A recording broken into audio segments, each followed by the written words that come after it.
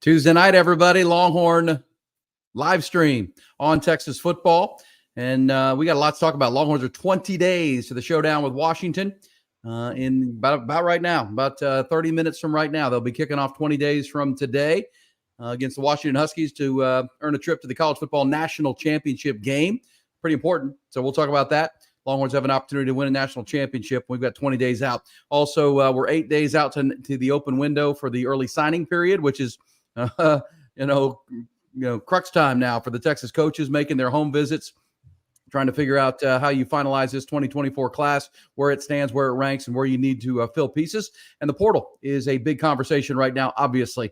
We're going to talk about all of those things over the next hour. Plus, we appreciate your comments and questions, our super chats as well. I'm Aaron Hogan. He's Rod Babers. He is Bobby Burton. Hello, guys. How are y'all? You ready to roll here?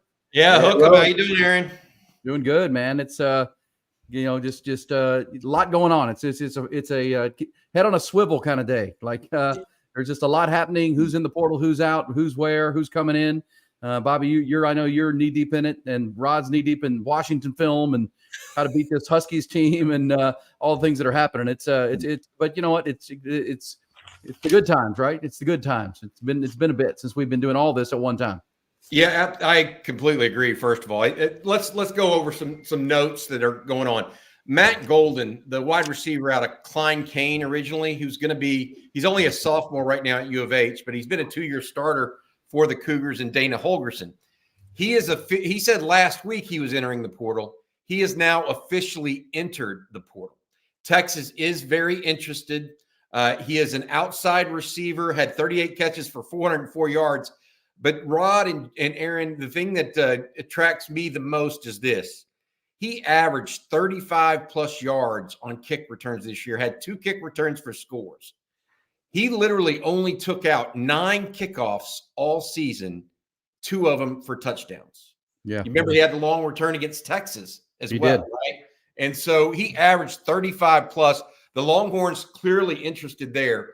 His teammate, Jamari Caldwell, the defensive lineman, also entered the portal, and there was some thought that Texas might be interested in Caldwell, but it sounds like Caldwell's not going to have the academics to be one of the defensive tackle guys that Texas was interested in. Caldwell had stops at both Independence Junior College, Hutchinson Junior College, and then spent 2 years with the Cougars, has not graduated yet. So Texas is not going to be able to go after that one. The other news that I thought was interesting earlier today, Deion Burks, the wide receiver out of Purdue, has committed to Oklahoma. Texas was interested, had tentatively scheduled him for a visit this week, but that has now looks like it's out the door. Texas, and he's going to Oklahoma. Nice pickup for the Sooners. They continue to lose people to the portal, by the way. I think the Sooners have now lost 3 or 4 offensive linemen to the portal. So a lot of news going on, a lot of things happening.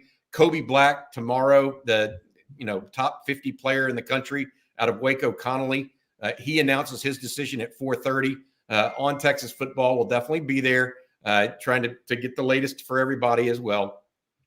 Kobe is a young man that has his brother Corey plays and starts at Oklahoma State. Texas trying to close that one out. Terry Joseph, the Longhorn cornerbacks coach, was in home with him on Monday evening. So a lot of news going on. Steve Sarkisian right now, Aaron and Rod, he is actually in home as we speak, I believe, with Alex January, the defensive tackle out of Duncanville High School. So if you want to know where the Texas head coach is right now, I think he's somewhere in South Dallas, basically. visiting with Alex January. They were also visiting with Colin Simmons, the state's #1 ranked prospect, also of Duncanville. That's the edge player earlier today. So a lot of stuff going on right now in recruiting. We can talk about all of that. We can talk about Texas, Washington. We can talk about the SEC schedule release tomorrow at 6 p.m. It sounds like the Statesman put out a report, Aaron and Rod, that the Texas-Georgia game is confirmed. So the Georgia Bulldogs, the current 2-time defending national champs, they're not playing in the playoffs this year, but they're headed to Austin next year. That should be a slobber knocker for sure at the very least. Man. Yeah. It's first time since 2018, and Rod and I have talked about it on our show in the mornings on the Horn. Georgia fans are angry. They're feeling a conspiracy theory because that game, Georgia fans travel like crazy, right? And they can't get hotel rooms because that's the same weekend as F1 weekend. It's the same. Is it really? It is. Yeah. So they feel like UT colluded with the SEC. That's their allegation. Then they can't get rooms. I mean, if you try to get, that's 150,000 people at Circuit of the Americas for that event, as the growth of U.S. Grand Prix and F1 has taken off. They can't. You can't get a room from Waco to San Antonio. I mean, so Georgia fans are frustrated. They're mad, but that's going to be the weekend, and it's the weekend after Texas OU. So what an October to be in Austin and Central Texas with ACL Fest and Texas OU, U.S. Grand Prix, and Georgia Texas Rod. Pretty dang good. I mean, traffic will be a disaster, but if you want to Airbnb your house, you might be able to pay for your kid's college fund. I don't know.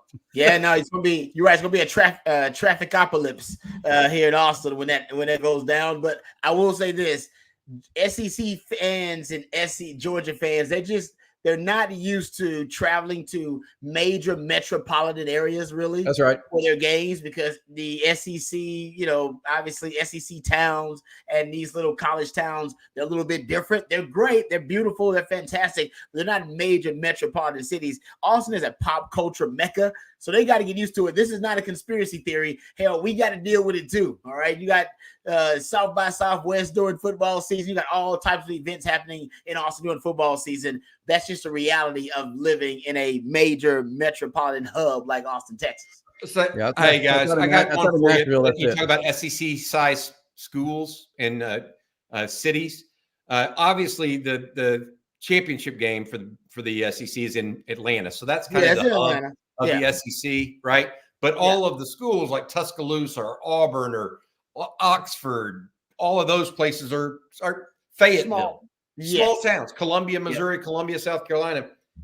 Largest SEC city is Nashville. Yep. Y'all guess this? Can you guess the second largest? Oh, large by population. That is good. By population. Gosh, I'd have to rattle off some guesses, but I would guess either Lexington or Gainesville. Lexington. I think it's Lexington. There you go. Yeah, I've been through Lexington. I think Baton Rouge is even third. I mean, it's not. There's not a ton of big cities, guys. You're right. You know it's not College Station. It's not College Station. I mean, there's not a lot of Fort Worths in the SEC. You know what I mean? I didn't think about that. Fort Worth's a nice town. I'm just saying from a size perspective, right? Yeah. And so when they come to Austin, it's going to be, they have the college bars in all those towns. They don't have the 38-foot, Hilton high rise. Yes, So it'll be an experience for those people, just like it'll be, and frankly, it'll be an experience for Texas fans because I don't think a lot of Texas fans through the years have went to Kansas State, right? Or have gone to Iowa State. Don't get me wrong, Texas travels well, but the common Texas fan hasn't really done that much, whereas I think they'll go to Baton Rouge. I think they'll drive to Tuscaloosa like they did this year. Sure. It's a little bit different when you're different. The SEC, I will say this about the SEC schools. I've been to a few of them. Their locations are more picturesque. They are more, I don't know, exotic, but I think they're just more picturesque. I think they're more beautiful locations than I used to be a sideline reporter for Big 12 games for Texas. And trust me, man, the Little Apple, going to Ames, Iowa, Stillwater, they are not beautiful locations. There's nothing aesthetically appealing about those locations. You go to the Grove, no miss. It's actually a beautiful spot to go hang out. In South Carolina, and so these places in the SEC, I agree, they're not major metropolitan areas, but I think Longhorn fans will enjoy them more than the Big 12 towns, because now the culture of football is way better. But also, I think the towns themselves, actually, if you kind of like traveling a lot, which some Longhorn fans do, they're just better. They're just better places to travel overall. Yeah. Well, and the scene's better. I mean, it's more scene. It's RV and RV and RV, and massive Winnebagos. It's pretty awesome. But you're right. They're smaller towns, and they're gonna have to get used to Austin. As you said, Bobby, the Vanderbilt campus is right in South Nashville there. It's a beautiful spot, but that's not a big football power. Texas is a football power in a big city, and they're going to deal with that next October 19th, and they're already kind of mad about it. But, Longhorn fans are going to love the road trips and the home games Who doesn't want to go to Athens or Gainesville or Tuscaloosa or any of these places we're talking about? It's going to be an all-timer or all-time move for Longhorn fans, because you're right, Rod. Stillwater, Ames, Manhattan. You don't want to go back. back. There ain't much to it, man. You go one time, you're like, I'm good. Hey, let me mention that coming up here at the bottom of the hour, we're going to talk to Parker Livingstone. This is a really cool conversation. You told me this, Bobby, and it's something we have to get into with Parker. He's going to commit on Wednesday, a week from tomorrow. Yep. In the early window, and he's he's committed. He's going to sign, officially become a commitment to the Longhorns. And he's from Lucas Lovejoy up there in north of Dallas, and he's going to be practicing with the Longhorns after Christmas. Yes, we got to ask him about that. That's a cool story. It's a whole new realm of everything. That's a new realm we're dealing with right now. But he's going to commit officially, sign, and then be able to practice with the team as they get prepped for a national semifinal game. Can't wait to talk to him about that, his decision, what's coming up this weekend with a lot of even the uncommitted guys rolling in here and the portal guys. It's going to be a really good conversation coming up. But, Rod, your thoughts on Matthew Golden, obviously Burks to Oklahoma. Bobby mentioned that Oklahoma's losing guys. I mean, they have a freshman tackle that didn't give up a sack all year that looks like he's moving on, and they're losing guys, but they added a guy. Burks versus Golden. How did you see that on film? I mean, honestly, the truth is, like, you're gonna end up losing guys, right? We talked about attrition. There's positive attrition and there's negative attrition. The transfer portal, give it that and take it away. But Todd, you're right. I actually did like Matthew Golden's game. I thought he actually fit Steve Sarkisian's offense. I was talking about him being a Sark type receiver because he's a speed demon. He's a precision route runner. You can see he's a big play guy, right? He's an explosive play guy, even with the ball in his hands, which is why he's a great kick returner.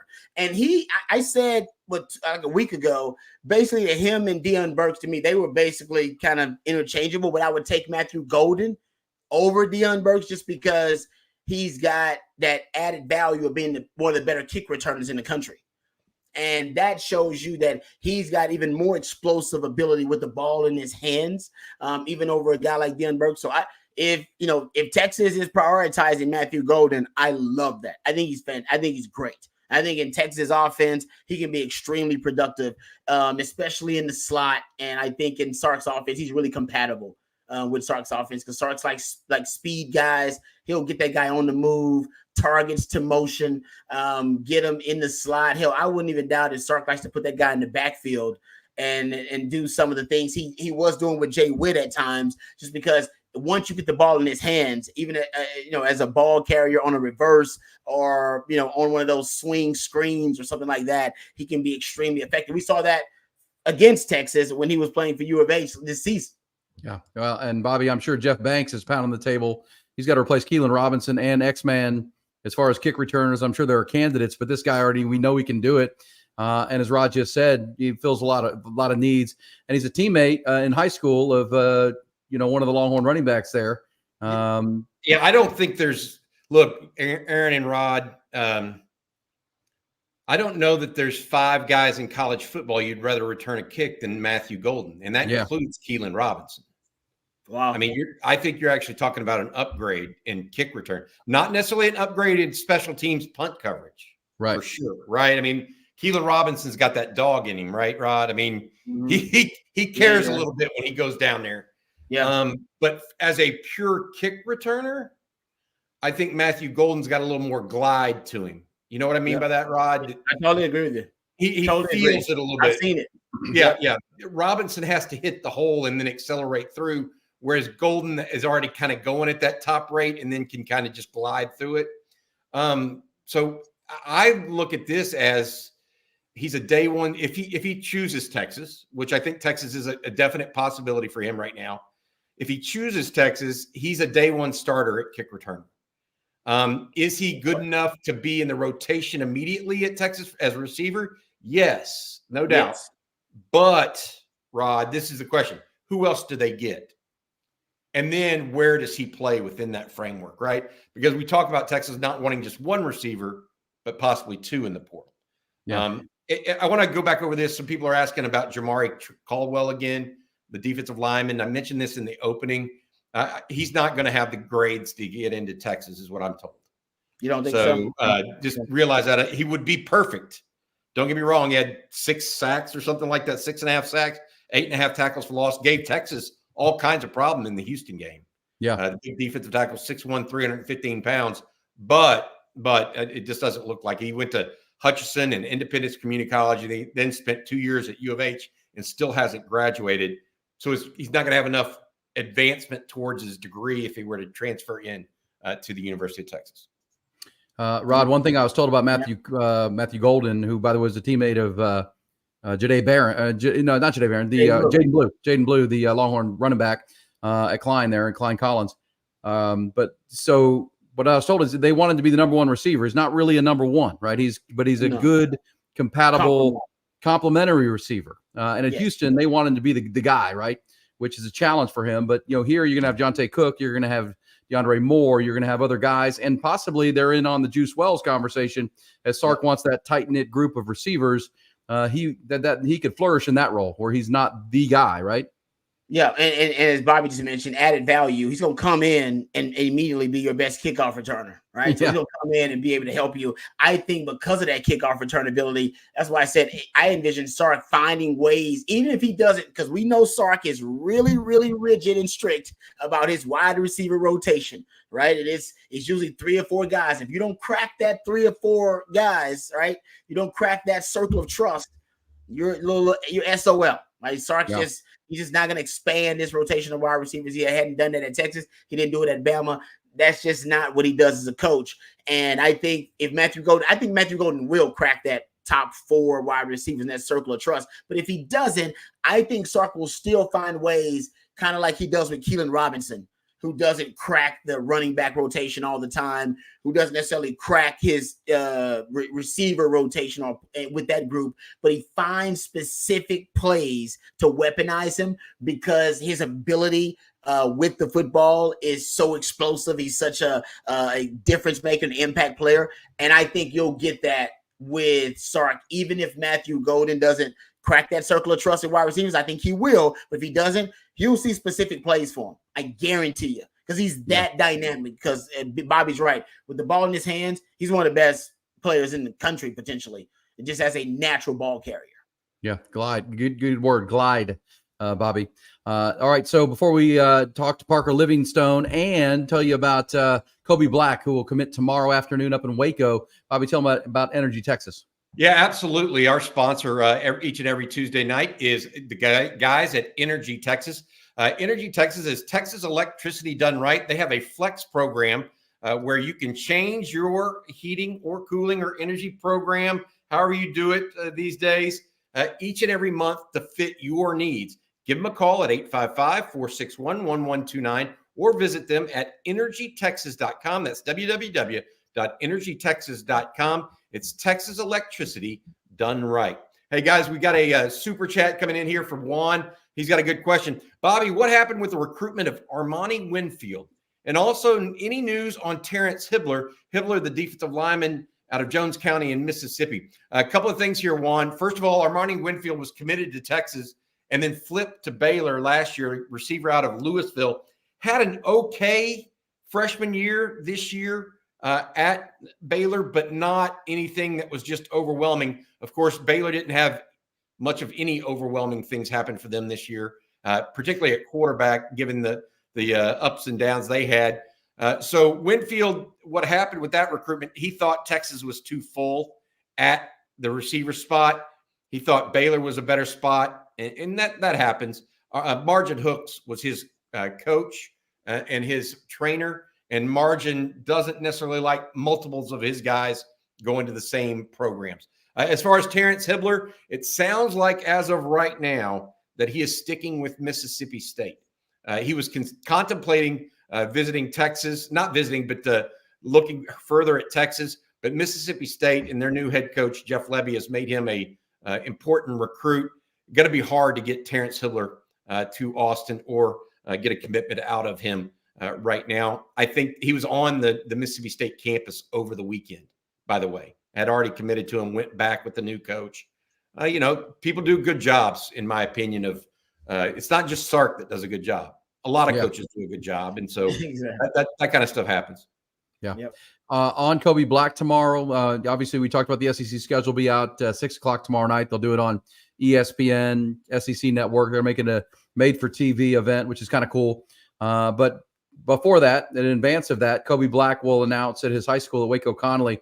What's the feel? I mean, it feels like it's been a Texas lean the whole time. Are we still feeling good here 24 hours out? Yes. Yes is the answer. Very, very good. The Longhorns are the unquestioned leader at this point, guys. The real question is there a number 2? Maybe Oklahoma State, where his brother played, but I don't really think so. All signs point to Austin. Texas has, we don't talk about this enough, but Texas has started to build a little pipeline out of Waco Connolly. So last year, Jelani McDonald committed, right? Well, you got to remember also that Trey Wisner, before he moved to DeSoto as a senior, was actually playing at Waco Connolly. Wow. And so that, the great thing about this, and Rod, I want you to talk about it a little bit. Players recruit players. Yep. It's one thing for coaches to tell recruits or talk about recruits, but if you start seeing multiples of a single team go to a single school, that means that they're having a good time. It's not a bad, that is a good thing. Tell people about, from your perspective, actually playing and being on recruiting visits and hosting recruits and just being in the locker room. It's almost like I don't want to say, it's more of a peer-to-peer recruiting, right? Yeah, as opposed to this adult to high schooler. It's easily the most effective recruiting. And E. Hogan has worked with me long enough. He's heard me say it too. Players are the best recruiters. First of all, just logistically, they don't have to worry about NCAA rules. They don't have to worry about there are certain times when they can contact recruits and when they can't, and certain ways they can contact them when they can't. No.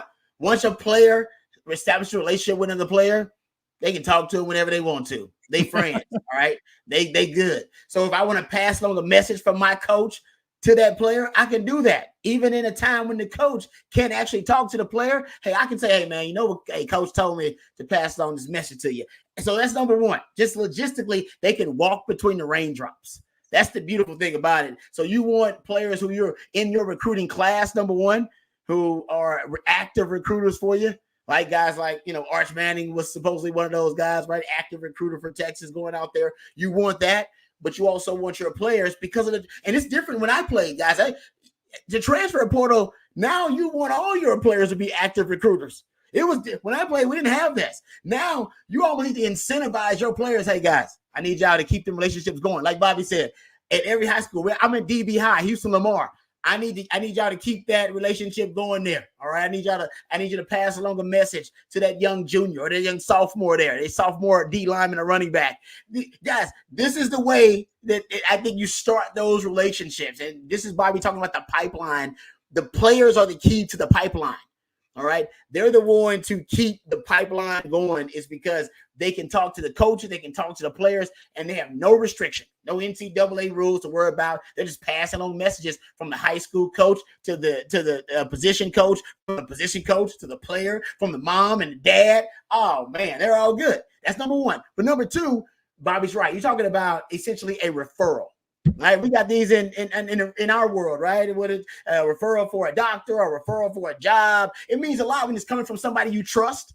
When it's coming from somebody that you trust, that they already vetted this person, whether it's a dog walker or whatever the hell it is, it doesn't matter. Somebody do your yard, whatever. If somebody's already vetted them, you consider them a friend. They go, listen, man, this person they do good work for me. They've taken care of me. I'm telling you, man, they've changed my life. I'm telling you, that means a lot for you.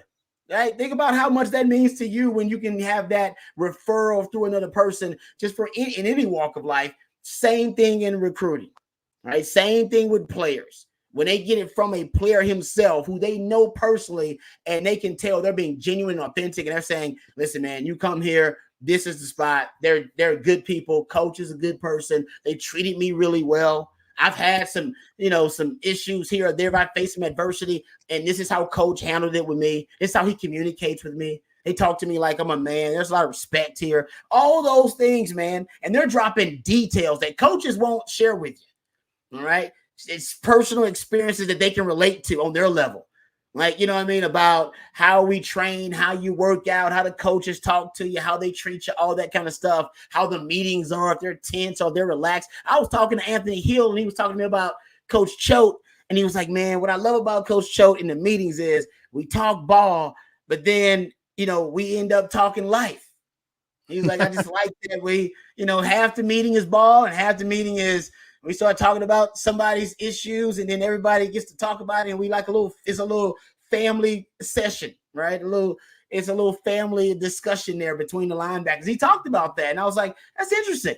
Because I kind of remember that with Coach Aquino a little bit with us. You know what I mean? I remember him, you know, bringing up, oh, man, I heard, hey, Babers, you didn't make it to class. What's up with that? And I'm like, oh, man. Yeah, he's like, all right, so you want to run after practice with me. Who else didn't make it to class? And then we talk about this, and we get into this and all this kind of stuff. So there's this, you know, ability to relate, and players can convey that in a way that coaches can't. Coaches can say all they want about, I care about you. I respect you. I'm going to do this. I'm going to do that. But yeah, you're a coach. You're selling yourself. I get that. I want to hear from somebody who's already been sold, somebody who's already on campus already, who's been through it. And that's what the players can provide. The coaches, they can't do it. No. Well, I mean, I think anybody that picked a college and wasn't playing football can understand that you're trying to pick a school that's going to be good. But now you're being sold what you're saying, Rod, from all angles. Everybody's telling you how great you are and everything and how great it's going to be. To hear it from somebody that you know that already is there, that sells a lot. It really does clarify things for young people. I can imagine that 100%. For sure. And I'll drop this little nugget, Bobby. Rod told the story last week when Derek Johnson went in the College Football Hall of Fame that Mac Brown came to Rod and said, hey, I need you to help host Derek Johnson and make sure he comes to Texas. Oh, yeah. You need to be on point there. I need you. Well, hey, talk about that. You know, look, there was a guy named Shea Morinz for those. That's before your time, even, Rod. I remember Shea Morinz. Yeah, I know. Okay, Shea Morinz visited West Texas, right? West Texas. What's that? Was he from West Texas? Yeah, he was from Abilene, or excuse me, St. Angelo. Yep. And he literally, I was a senior graduating from Texas, and he came in, and it was like, you know, this was going to be the Messiah quarterback. It's kind of like, you know what I mean? And it was you see, I didn't host him like you did, Rod, but watching those guys on those visits when they're that age, they are listening to and talking with players. Yep. The parents are all about the coaches. There's no doubt about that. And Bob Shipley on yesterday's Coffee and Football had a great quote for you guys. He's like, look, when Tom Herman brought me into Texas, he didn't have me talk to the parents. I was the designated grandparent guy. So there were coaches there for the parents. There were players for the kids, and Bob Shipley was there for the grandparents. And so my point to y'all is that it is one of those things. You know, people got to realize that's just what they do. Yep. It's good stuff. And Rod delivered Jarek Johnson, so y'all be thankful out there that Rod got it done. I was saying this to Mac. To Bobby's point, Mac sat me down and literally asked me, he was like, listen, man, this is one of them guys. If we want to play for a national title, we got to get him. We got to have him. And he literally was like, hey, if you got anything going on, you got a woman out there you're trying to get that's going to distract you, or you got some other obligations that are going to pull you away from this, let me know and we'll put some. Oh, you don't even think you can close it. You just don't think you can close. We'll put somebody else on it. He said, but we picked you because this guy we got to get. And I said, Coach, as long as you don't question my methods, I'll get him. I just don't ask me no questions about how I'm gonna do it, and I don't need you to ask for a report afterwards or some kind of no. You don't want any of that. If you just want me to make sure that guy wants to go to Texas, oh man, that's all I need to know. Hey, you know, Rod and Aaron, you guys know that we had him on the show last week. Yep. We should have Rod, and y'all would have to do a tell-all. Recruiting visits, I heard about some Rod Babers recruiting visits back in the day. He's got kids, man. He's got kids now, so Bobby, I don't think he'll reveal anything. You got kids. Hey, you do too. You do too now, Rod. You got one. Hey, I got a. By the way, this one came up from Sandman. Any good NOLA food recommendations? One of the guys that I've gotten to be good friends with over the last 6 months or so is the head of the New Orleans Texas Exes. and he sent me a list of places, and I posted that in the chat for Texas fans to go to it. I want to read just a couple of them. The top French Quarter bars: Turtle Bay, Aaron Rose, Boondock Saints. The top barbecue: New Orleans Barbecue, The Joint, Blue Oak, and then Central City Barbecue. And then late night food, Deja Vu. And then he said best beignets. It's not Cafe Du Monde. He rated them. He actually rated 4, 1, 2, 3, and then number 99. He rated Cafe Du Monde in the French Quarter 99. He said Cafe Beignets. So I put that in the list for you guys on the chat. Make sure you guys check it out. If you're headed to New Orleans, I'm going down there the Friday before the game. I'll be there all weekend, and by goodness gracious, I'm definitely going to Pat O'Brien's, by the way, guys. Hey. There you go. Listen, I mean, we got 20 days to get over there. Rod, by the way, we had 2 female people chatting, say, what were your methods, Rod? Can you share it? What methods? We respected the ladies all throughout the process. Any methods all the ladies were respected all throughout. We didn't break. Well, I'm not sure we broke. We may have broke a couple of laws, but nothing. There was no violent offenses or anything, right? These were, victimless crimes, if you will. That's right. That's right. So there you go. I know you and DJ. You and DJ are both children of educators. You guys are good people of God. I know that very well. Yeah. So we nothing like that, but it was we had a good time. And listen, that Derek Johnson, that is one of my claims. I would put that on my resume when I apply for jobs in Austin, Texas. All right, that was a legit. That was probably one of my greatest claims to fame on the 40 acres that I got Derek Johnson, dude. Because that dude, honestly, I think he's in the running to be one of the greatest defensive players in the history of Texas football. I mean, he's in that conversation. Yeah, I agree. 100%. I completely agree. 9 forced fumbles, I think, is senior year, or was it 9 or 11? I mean, it's something absurd. And got the interception record. Remember, he got the interception. He had like 4 picks to Jalen Ford tied the record. He was ahead of his time. Well, Rod, you said that Derek Johnson came and taught you all that, like that tomahawk chop thing. He brought that with him. Yes, he was doing the tomahawk punch. I don't even know if he calls it that. I think we nicknamed it that. He was doing that as a freshman when he came in. Carl Boris and the other coaches observed him, and they started implementing it as a drill in practice. Like, you know what? That's effective. That's a good way to do it. Secure the tackle with the upfield arm and tomahawk punch. I swear it was amazing. And no one said nobody taught him. This was natural. That's why I say some guys are just ball hawks. You guys heard me talk about it. They're ball-minded. That guy came in ball-minded defender. That's all he cared about. And he had the skill to be able to take the football away and to be able to make the play on damn near any given down, man. He was a freak of nature. Still, and a great human being, by the way, too. Great human being. Yeah, he is. All right, so for that conversation, Bobby, that was 20 years ago now. This weekend, there's a lot coming. We know that you mentioned Matthew Golden into the portal. We mentioned they met with Trey Moore from UTSA this past weekend. You talked to someone close to him on that. What does this weekend look like for Texas as far as practice resuming, but also a lot of committed players and then non-committed players rolling in here? Yeah, what I mentioned this. So there are Xavier Filsaime is expected to be in Austin this weekend. Anthony Smith, the linebacker from Jasper that's committed to A&M, was expected to be in this weekend, but there have been conflicting reports now whether or not he'll be in. And then you also have Hunter Andrews, a running back athlete out of Magnolia that could be in as well. We'll see how that goes. Those are the official visits. Deion Burks, the young man out of Purdue, was thought to be coming in tentatively, but he's now committed to Oklahoma. That's the wide receiver out of Purdue. We'll see if Andrew Makuba, the nickel from Clemson, makes a visit or not. The young man originally from Austin LBJ. But here's the thing that gets me going a little bit, guys. Texas has at least 10 guys that are already committed and have already taken their official visits to Texas coming in for an unofficial visit this weekend. Think about that now, Rod. Wow. Committed, coming in on an official visit. So, our unofficial visit. Brandon Baker, offensive lineman out of California. Mm-hmm. Ryan Wingo, wide receiver from St. Louis. Wardell Mack, defensive back out of New Orleans.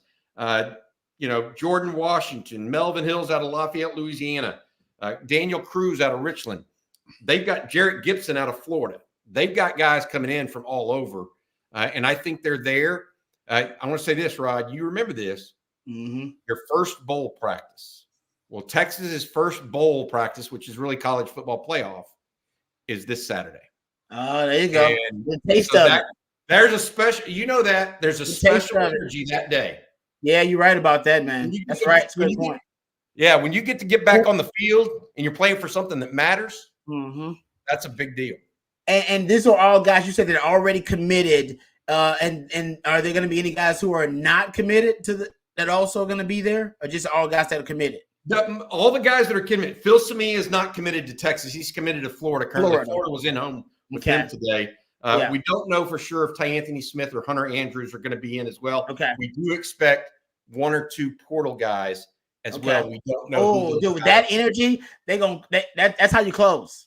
That's how you close guys who aren't committed when they come in with that kind of energy, and guys who are already committed to the cause.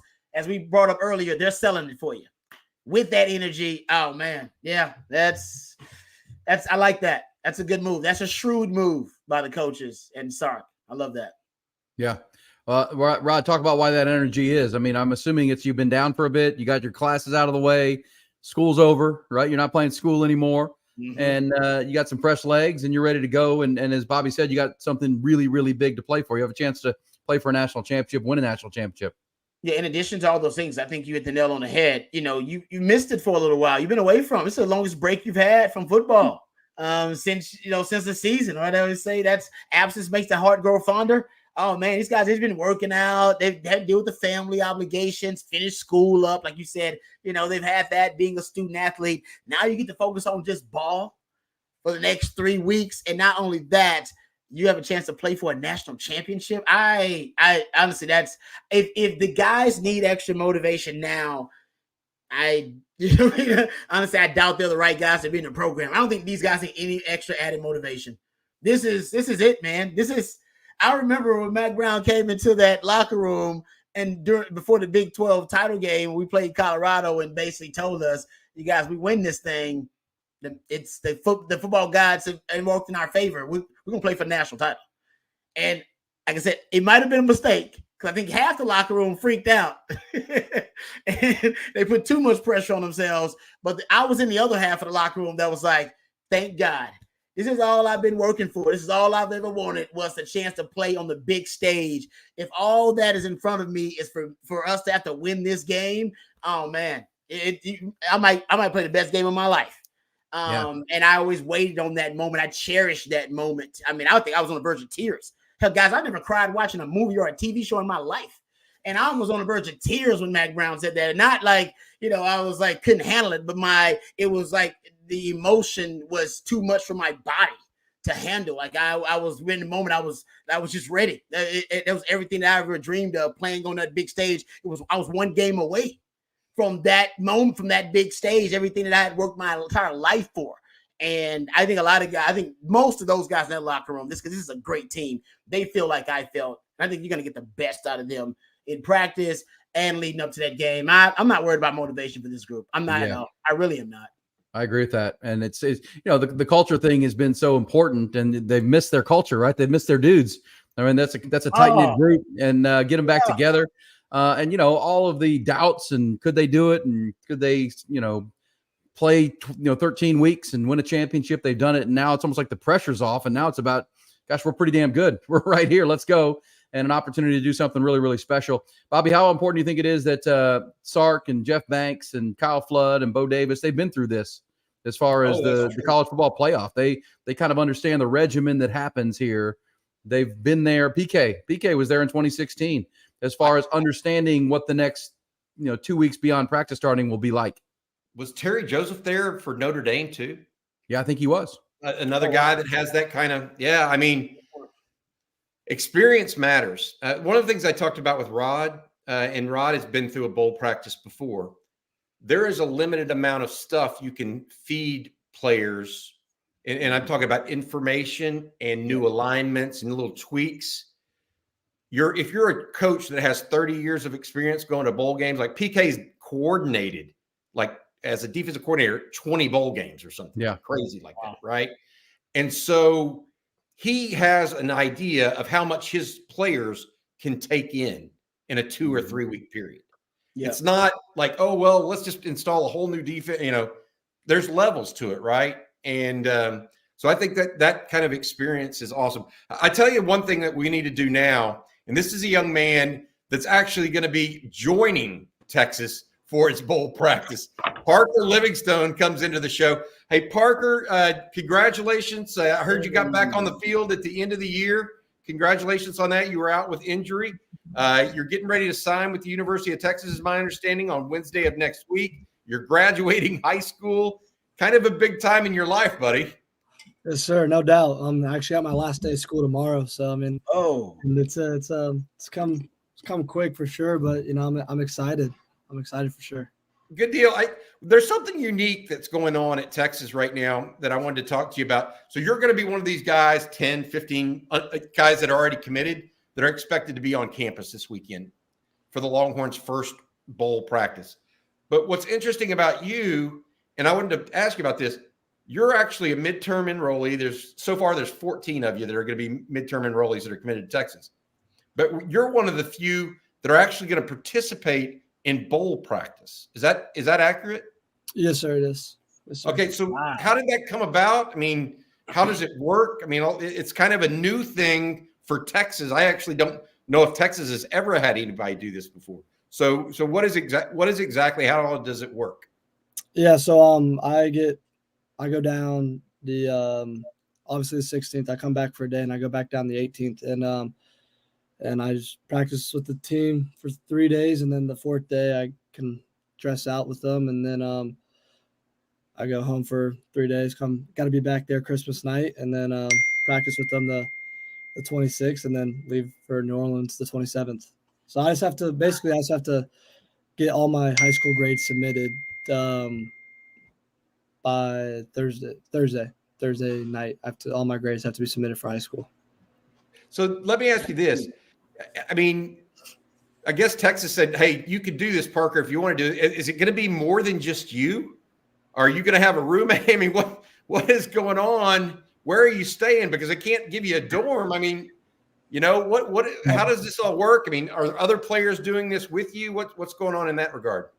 Yes, so there are other players, and we get paired with another player, and they put us in a hotel on campus. And obviously, they'll have recruiting people come, and we won't be like on our own. Like they'll come and like tell us what time they're picking us up at, what time we have to be there for practice. And so I'm excited, just to be around the team.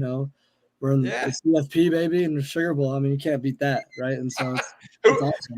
Who are some of the other guys that are going to be there with you during that week? I know Ryan Wingo is my roommate. Pretty the one of the IMG safety. Jordan Johnson Rubel. Yeah, I'm pretty sure he's another one. And then one of the Arizona kids. I think those only two. I know. Yeah. Me and Ryan have been texting about it, but I think that's.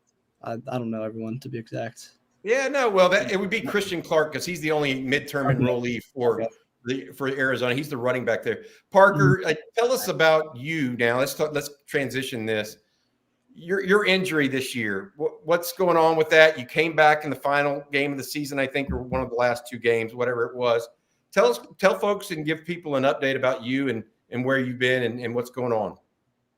Yeah, so I partially tore 2 ligaments in my foot, and from the 3rd drive of the 2nd game. So it was very early in the season, and it sucked, but I learned a lot from it, obviously, and I was in a cast for about a month, got put in a boot, scooter, everything. So just recovering from that, and just keeping my mental side of it up, and just being a good teammate, and cheering on the team, and just keep on winning that when we were playing. And it was hard, but coming back, it was a lot of fun just to be out there with them one more time before my high school career is done with. Hey, with an injury like that, Parker, how was it just watching? I mean, you're watching your team in high school, but obviously watching the Longhorns to see the flag and the hat. What a ride, man. And now here you are going to come in for bowl practice, not just for a bowl game, but for the national championship. I mean, that's pretty amazing. What was that ride like watching this team you were going to go play for? Oh, no doubt. It was awesome. I mean, I've had a great season, and, I've been to a couple games. I was down for Wyoming. I was at the Texas OU game, and there's another game I was at. Kind of forgot now. Kind of lost track. But it's been awesome. No big deal. It's been unbelievable. Coach Sark and the entire coaching staff has done an unbelievable job. All the players are bought in, and they want to win the national championship. They're not trying to go chase after. They're not trying to go chase after stats and looking to get drafted. They want to win and be bought in and part of something. And I think it's kind of something I'm looking at too, because high school, that's how our team was this year too. And it's just to go from high school into that culture and to that coaching staff and to Austin is unbelievable. I'm very blessed to be doing this, but it's just to see the Longhorns keep on winning every week was awesome. Hey, Parker, has Sark talked to you about how he visualizes utilizing your skill set in his offense and what he sees for you as a weapon in his offense? Yes, sir. So Thursday night, Coach Sark and Coach Jackson that was my home visit with them, and we talked about this. And it's kind of an outside receiver presence, kind of like A.D. Mitchell, just a deep presence for them, 50-50 ball, kind of try to get paired up with the safety at some point, kind of run a bunch of posts and comebacks and whatnot, but just kind of the deep threat outside vertical receiver. I like that. What's your favorite route? Is your favorite route to run as a receiver? What's your money route? My money route. I do post. I've run it so much just to I like to work the corner, especially if he's kind of off coverage too. Yeah. Hey, nice. Hey, tell our audience Rod about with a little inside baseball there. Rod needs to know how you're going to take him, Parker. Rod's a former corner in the NFL, Parker. He's trying to figure out. He wants to know you now so that when you line up against him, he can take you. Hey, I want to ask this, Parker. The Longhorns certainly had a great season, 12-1. They're great recruiting class that you're part of. Did you have a favorite moment that you just, man, this team's going to be special? Was it the Alabama game? Was it the stop against Kansas State? Was it, you mentioned Adonai Mitchell, his catch against TC? When was it where you went, wow, this is kind of maybe a little something special here? Definitely the Bama game was just unbelievable to watch. That was obviously we're legit. But obviously there's been all those moments, and like the Kansas State game, just having your defense step up big and your offense kind of was not going great, but just having your defense step up big. And obviously I know I've watched Coach Sark's press conferences and seeing like we're winning, and it's just not just because of one unit, and we're winning from special teams, defense, or offense. So I think just winning those tight games with with your defense or your offense or special teams, it's been unbelievable. Let me ask you this, because Longhorn fans, Rod talks about his position coach, Dwayne Akeen, is still to this day, right, Rod? Way back. Yep. Chris Jackson's the newest coach on the staff, and we know Sark. We've covered him for several years. Tell us about him. What's the relationship? What's Coach Jackson like coaching wide receivers? He's unbelievable. I mean, he played in the NFL for a little bit. He coached in the NFL. And that was kind of one of my big factors of me committing to the University of Texas was Coach Jackson, because my dream is to play in the NFL. I think that's every kid's dream growing up. And just kind of, he coached the receivers. He goes through the draft process with those receivers, and that's what he looks for. He's a taller dude too. So, I mean, he knows kind of where I'm at with that. And, he actually came by my high school again today, and he was here last Thursday. So I've spent a lot of time with him recently, and obviously being down in Austin here pretty soon, I'll spend even more time with him. But I mean, he's just an unbelievable coach. He's just going to give it to you straightforward, and he's not going to sugarcoat anything. So if you're slacking off, he's going to get on to you. If you're doing good, he's going to tell you. So, I mean, I think that's a good thing for him. Hey, Parker, let me ask you this. Sark likes to stockpile really elite quarterback talent. He's got a lot of it in that quarterback room right now. How much of a factor was that in your recruitment? Just seeing that no matter who's going to be throwing you the football, looks like it's going to be a high-level QB. And no doubt. I mean, that's obviously, if not the most important, it's one of the most important positions out there. I mean, on the football field, and having Quinn coming back for another year, I believe, and having Malik, Arch, and then Trey coming in, and actually after that you have KJ coming in. So it's unbelievable. I mean, you have 5 great quarterbacks you could start anywhere, and just to have them give me the ball, and it's going to be special. I mean, just kind of with their talent they have, it's going to be an unbelievable ride. Parker, thank you so much for joining us, bud. We appreciate it. Second time we've had you on. We had you on for your commitment. That was pretty cool as well. And I've got to say this, so I don't know, people that watch this show regularly know that I'm a big fan of hats. Like I'm a hat guy. I like yours, buddy. I like yours. It's got some style. Well done.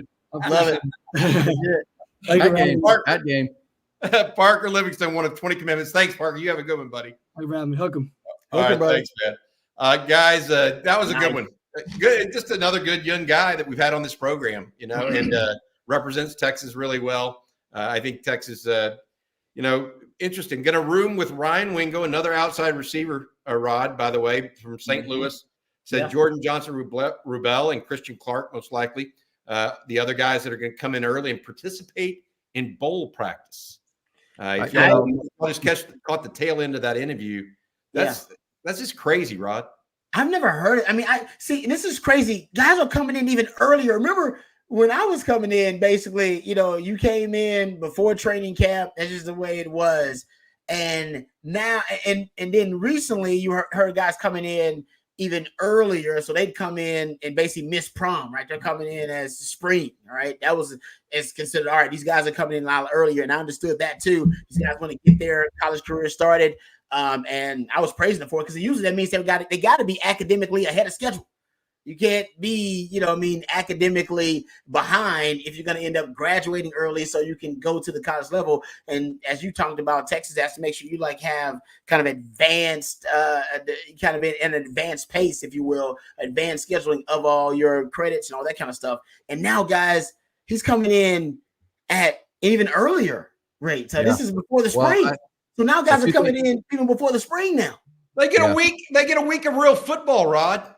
That's crazy. Like a week or 2 weeks. Yeah. Yeah. Very intense football. That was my thought. I mean, what he said I thought was interesting is that he's got to have the grades all in, right? So clearly he has had to work with his school on this to make sure everything transfers through. So UT has it all, which is important. I mean, he's going to graduate. He said last day of school is tomorrow. So all the final numbers have to be in. And then he can do it. I mean, I'm sure they've told him about this, and he's worked towards it. My initial thought, Bobby and Rob, when I heard him say that, was I want to talk to him after and what that was like. I mean, he's going to be blown away. I mean, Rod, you know what that leap is. I mean, and this isn't just like some spring practice. This is a serious business practice. That's a whole different level. This is going to be the most intense practices that they have in terms of from the first of all the intellectual standpoint, because they're going to be learning a lot game planning wise. But we talked about this. It's almost a spring practice at the end of the season for these guys. So a lot of the younger players get a ton of reps to start out because they're trying to keep the older guys, the frontline guys, fresher. So there's a lot of mental reps.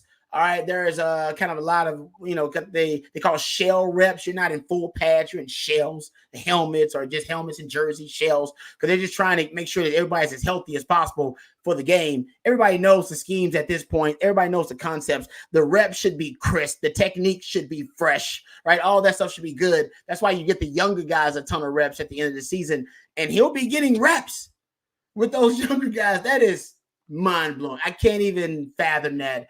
As a freshman coming in, I don't even know if he's classified as a freshman. It's like before a freshman. He's not a freshman yet. He's not enrolled. Christmas of the senior year, Rod. These guys are exceptional. How do you think the other players will treat him? I mean, you'll welcome him? There'll be a lot of love. There'll be like I came down early, but I did. Listen, we weren't doing this. I came down and lived with Joe Walker and Greg Brown this summer before I enrolled, because Mad Dog and Mac Brown wanted us there. We got the big manual of how to work out, and they were like, we want you down there. We can't pay for it. It's against the NCAA rules for us to spend any money, but you got to figure it out. And to figure it out was basically we got a call from Joe Walker and a couple other guys like, hey, if you want to come down, you got a couch you can sleep on. Come down and work out with us. And that was kind of that was our version of early enrollee. That was our version of enrolling early, was that kind of stuff. And yeah, I mean, so I got a lot of love. Joe Walker, my man, Richard Hightower, now coaches in the league, coaches special teams, I think for the Bears. Joe Walker, Greg Brown was roommates. I got to know a lot of my teammates early on then, and I think I got a lot. And I end up starting a couple of games as a freshman. And I'd already had a lot of credibility built up. And that's kind of what this thing is about too. You go into the spring, you go into the fall with credibility already built up with the veterans. Oh man, this young buck works. Oh man, this young buck will put the time in. Oh man, this young buck's pretty damn good actually. And I think it helps those guys transition. So I think it makes things easier for the guys when they come in early. At least it did for me. Got it. All right, guys. A lot of stuff going on here right now as far as some super chats and whatnot. But I want to answer this question and ask you this one, Rod, because it harkens back to something we talked about earlier. If Texas does get Matthew Golden, I wonder if Coach Sark would utilize him in the backfield some. His speed and shiftiness could fit the same way Keelan Robinson is utilized. You agree with that? I totally agree. That's I love that. You're round the money. I said that earlier in the show. I was like, if he doesn't crack the circle of trust, then that's just like 3 or 4 wide receivers, and I don't know who that's going to be. I think we can predict it'll be Jonte Cook will be one of those guys. I think Matthew Golden is good enough to be one of those guys, but we'll see because Sark is pretty rigid about those 3 or 4 guys he trusts at wide receiver. But if he doesn't, you talked about it, Bobby, he's going to walk in as your top kickoff returner. It's one of the best kickoff returners in the country. And I think Sark will look at him the same way he looks at K-Rob, and he'll say, listen, if he doesn't crack the wide receiver rotation for me to be able to target him and weaponize him, I will have specific plays and packages like he does for Keelan Robinson, format just to get the ball in his hands in space, period. And that's all he wants to do with K-Rob. Keelan Robinson, that's all he's trying to do. Most of his plays are swing screens or their RPO perimeter-oriented routes for him to get out in the backfield to try to beat the defender to the perimeter and to the corner. It's just giving him the ball in space. You get Keelan Robinson the ball in his space with about 3 or 4 yards of room to run, that's trouble. And we all know it. And I think the same thing is true for a guy like Matthew Golden. So I think you can almost use some of the same plays. And listen, Washington puts their wide receivers in the backfield. Sark does it some. Remember, last year against Washington, he put Casey Kane in the backfield. It was a 4th and like 1 or 2, and he ended up getting a big play out of it. He's put Xavier Worthy in the backfield. He's put Jay Witt in the backfield. He does it. And high-minded offensive coordinators have done it too. Hell, you'll see Kalen DeBoer do it with Washington as well. I think you can do that with a guy like Matthew Golden in a number of different situations. So, yep, you're right about that. Great minds think alike. I was thinking the same thing. All right, we got a couple of other stuff going on here. Jeff Carey, I think y'all are on 6 times a day. No, just 3. Appreciate your hard work. You're my go-to for Longhorn football. It's really difficult to keep up with the portal and recruiting. We appreciate you, Jeff.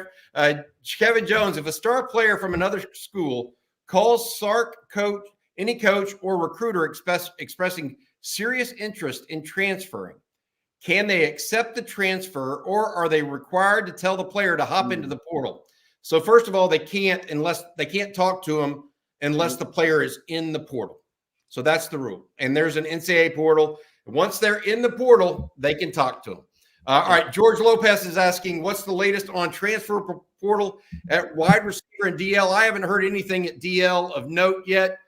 Trey Moore came in. That's been reported by folks like Inside Texas, as well as others across the board. Then you have wide receiver. That right now, Deion Burks has committed to Oklahoma. He's out of Purdue. The Longhorns were looking at him. Also at wide receiver, Matthew Golden, young man that we've been talking about right now. All right, here's something from UT Boy. Bobby, I'm hearing from a multitude of concerned teams, fan bases, Texas is winning and recruiting extremely well.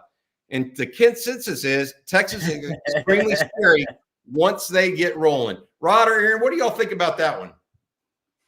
Bobby, you've been around longer than me, but I've been around just shorter than you. I've seen it before Rod was on campus, what it was and then what it became. And then when I saw it wasn't good. We've done it for 25 years now. When it gets rolling, Rod, it's an avalanche. It's pretty damn good. And the football program kind of right now this program's carried by volleyball and some other sports, and good luck to them playing in the Final Four on Thursday night. But when the football program gets rolling and the BBs are in the box, as you know, Rod, and you were a part of that, it's something else. And this, you can't even imagine it with the NIL and the portal and how it all plays out, and moving to the SEC. That's a whole different dynamic that we've never covered that.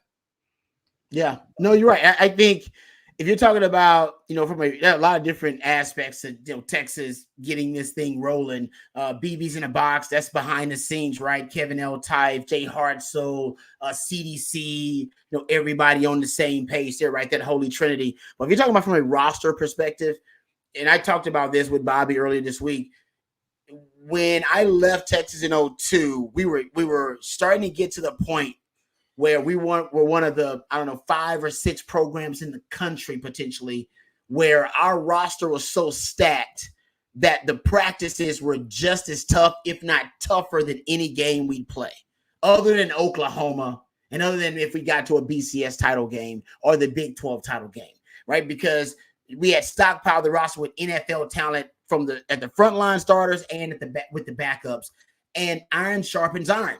So I was going up against Roy Williams every day in practice and BJ Johnson and Sloan Thomas, 3 5-star receivers. I knew they were going to play in the NFL on Sundays, and I also knew that I wasn't going to face 3 better receivers on our schedule in any game. Nope. So basically, and in practice, I would try to make sure that we got the most competitive reps, the kind of the toughest, hardest reps that I could get going up against Roy Williams every day. And I'm sure he got annoyed by me because I'd ask him to stay at the practice and do whatever because I knew he was an NFL caliber guy. And if I could cover him, man, Saturdays were going to be easy because I wasn't going to see a lot of Roy Williams on Saturdays. Just wasn't going to do it. And I think and so that confidence I got from our practices being really competitive at a really high level because we had so much stacked talent. It gave me the ability on Saturdays, on game days, to not only enjoy myself because I knew it was going to be an easier contest most of the time, but it gave me an uber confidence as a player because I never feared, the opponent, or I respected my opponent, but I never thought that they had worked harder during the week than me and that they were better prepared than me. Because like I said, iron sharpens iron. I was facing the best of the best every week. They're getting there. They're not there yet. That's where Georgia's been. That's where Bama's been. That's where Ohio State's been. Clemson's been. Michigan's there right now when you can compete for college football playoff spots year after year. Texas is just starting to get to that point. It reminds me, honestly, of kind of when, after right around the time I left, where Texas was starting to get there, where they were stacking that kind of talent. And I think that's kind of the key. That's what you're talking about. Good question. Just rolling is rolling, man. They're on fire right now. They are. I said that this morning. I agree with it. I still believe that. Hey, all right, Bobby, can I ask you about Juice Wells? Any news? Yeah, I mean, he was a maybe as of this weekend. I mean, or as of last week, he visited Ole Miss over the weekend, is my understanding. So we'll see exactly what happens with that one. But I haven't heard anything more. He is good friends, by the way, with Aaron and Rod, with Diamante Tucker Dorsey, the former Texas linebacker who played at James Madison. Juice Wells actually started off at James Madison as well. So hopefully we hear more from Diamante about some of that. Got some other things. Ambassador Texas with the super chat. We appreciate you, buddy. George Lopez, big fan of all the content y'all provide on a daily basis. Hook 'em. This one from Engaging Life's Moments. I sat near Sark with recruit at breakfast on Saturday. That recruit would be Trey Moore, most likely. Hey. Are there any plans for live OTFs in NOLA? Absolutely. I plan to be there on January 1st. I'll go down on Friday. Aaron will be there as well, and we'll be doing some stuff as well. Nice. Hey, people asked about Parker's 40 time. My understanding is he's sub 4.5, guys, at 6'2.5", 6'3". He's got some real long speed, Rod. That's why when you asked him that question about which one was the best, there's no question what his thought was there. All right, here's one for you, Rod Babers. Read this yourself out loud, my man. Wow. He says, Rod, I know you're a Sims apologist, but I think that if Applewhite plays the entire Colorado game, you would have been in the national championship. Probably so. I mean, Major came in, and I think the first drive he came in, he threw a touchdown pass. I think my man Sims probably put too much pressure on himself in that moment. There's no doubt about it. And he played. That was his worst game. I think he's that he played as a Texas football player, and it was on the biggest of stages. And I think that, unfortunately for Mac, his plan backfired on him. I think he thought, he miscalculated that everybody in that locker room would respond kind of like I did, and like a few other guys did at that moment. And he didn't anticipate also losing Mike Williams and Sid Benson on one play when they were chasing down a Colorado defender who was an interception or a fumble recovery. I can't even remember. And then they get knocked out of the game. Didn't anticipate that either. Yeah, I'm with you though. You're right, Keith. I agree with that. I don't disagree with that. Sims, I was a better player than Major, right?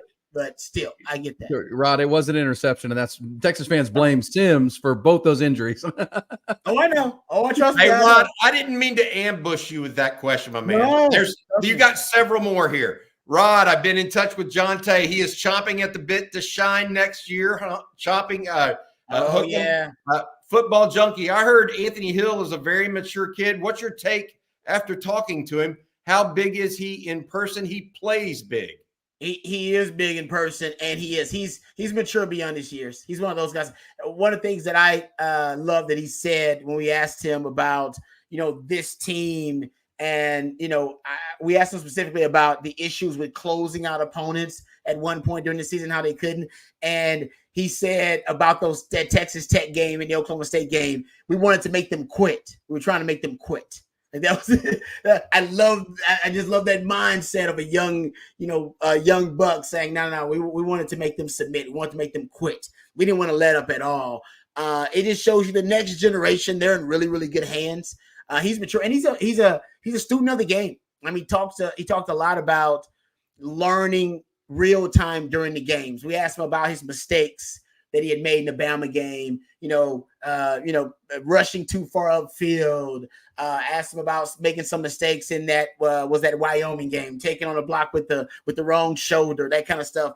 And he literally talked about how real time he learned from it and pointed out plays later on in that game, in the season, where he had the same situation and was able to make the right move, use the right technique.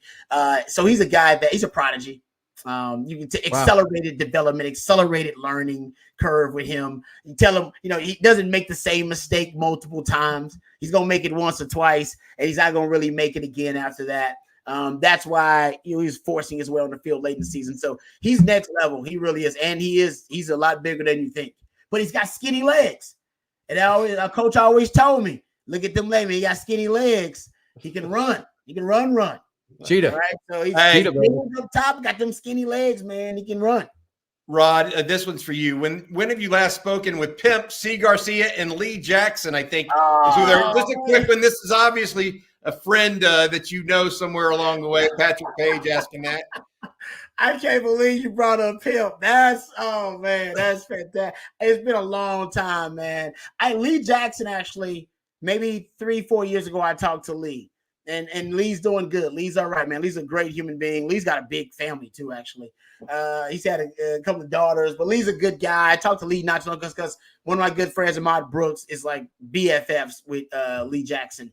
And he's a good guy. I played with Lee for many years. So, yeah, I need to keep up with those guys a bit more. Probably need to have some more reunions. I guarantee you, though, Lee's going to probably try to make it to one of them games in the Sugar Bowl or H-Town. They make to the national title. That'll be a hell of a reunion. I'll see all my dogs then, I guarantee you. All right, last super chat of the night, and then we'll be heading out of here. From Justin Yarbrough, guys, how beneficial are these bowl practices going to be for the incoming freshmen going into the spring? Rod, you talked about that. It's just unheard of, kind of almost. I mean, 4 guys at least. It's huge. I can't. And Texas already has played a lot of freshmen with significant. We just talked about Anthony Hill, significant snaps. Talked about Jonte Cook, Malik Muhammad's another freshman, significant snaps. I just told you that the future is bright for Texas, and it is interesting. Like I said, I've never heard of this stuff where guys are getting the chance to practice with the team before the bowl game. I think it shows you that the next generation of athletes, they're a different level than even I was back in the day. These guys are streamlined. We were distracted with a lot of the things. These guys are streamlined, man, with their focus. Whether you're talking about NIL opportunities or whether you're talking about playing early or enrolling early, having the grades to be able to do that. Man, I'm just really impressed with a lot of these guys. And I think it shows you that Texas bringing in certain types of players. Right, they're bringing. You talked about this too, Bobby. Even a transfer portal, but of course, it fits in recruiting, vetting players, and making sure they're compatible with the culture. I think that goes with high achievers and guys that coming in and rolling early. That shows you're a high achiever. You got to have the grades to do it, number one, but you also got to have the drive to do it. There's a lot going on for a teenager to be able to do that. You talked about it, E. That's a lot. I was a 17-year-old being recruited one time. I can't imagine trying to graduate early so I can get there for bowl practices on top of all that kind of stuff. It's a great line from Nick Saban, and I think Nick Saban took it from somebody else. High achievers don't like mediocre people, and mediocre people don't like high achievers. Don't put them together. Yeah. Make sure you separate them because they're not going to get along. And I think Sark's making sure he's bringing in high achievers. Like he wants guys that that want to be early enrollees. I talk about Anthony Hill. Anthony Hill talks about how he wants to perform at a high level, and his standard is really high for himself, and he's really hard on himself. I think Sark is looking personality-wise for those types of guys. He's even talked about how he likes players from championship teams. Like I like guys who play in state titles. I like guys who go deep in the state titles. So I think he wants that winning DNA in guys, and you do find that on championship squads. You do find that on in really good programs. I'm going to shout out Houston Lamar, but Houston Lamar is a really good football program. You go get guys from that because those programs, they have a good culture, so they're going to develop and cultivate really good football character. And I think that's what he's looking for. Yeah, those programs like Westlake and Houston Lamar and Duncanville and South Oak Cliff, they win for a reason, right? And they weed out the non-high achievers, right? They kind of you can't play in the program if you can't do that. It's well said, because I know before NIL and everybody predicted the rue of college football, but it almost gives these young guys something to work towards, a carrot. I want to go to college. I want to get in early. I want to get my grades done because I can't go if I don't get the grades. These are all good things, and it's I think it's helping these guys grow up faster, and find that discipline it takes to be a high achiever. That's well said, Rod. All right, good stuff. Thanks to Energy Texas tonight. Always on Tuesdays on the On Texas Football Tuesday live stream. Great people, and appreciate them. 855-461-1129. EnergyTexas.com. It's Energy Texas. Texas electricity done right. And safe to say, guys, a lot of electricity in the program right now. A lot going on.